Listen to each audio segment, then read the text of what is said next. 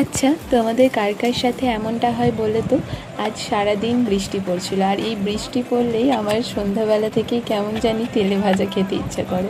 শুধু আমার না, তোমাদের সবার, তাই জানিও তো। কিন্তু আজকে আবার আমার কোনো পেঁয়াজ বা বেগুনের পকোড়া খেতে ইচ্ছা করছিল না। মনে হলো নতুন কিছু বানানোর চেষ্টা করা যায়। বাড়িতে পড়েছিল এই কিছুটা কুমড়ো, তাই কুমড়োটাকে ফার্স্টে ভালো করে ছোট্ট করে কেটে নিতে হবে, যতটা সম্ভব ছোট করা ততটাই। পেঁয়াজটাকেও টুকরো করে কেটে নিতে হবে। তারপর একটা আলুকে ভালো করে খোসা ছাড়িয়ে সেটাকে গ্রেট করে নিতে হবে। মানে আমি আলুর মধ্যে থাকা রসটাকে ভালো করে নিংড়ে নিয়েছিলাম, তোমরা চাইলে না বের করতেও পারো।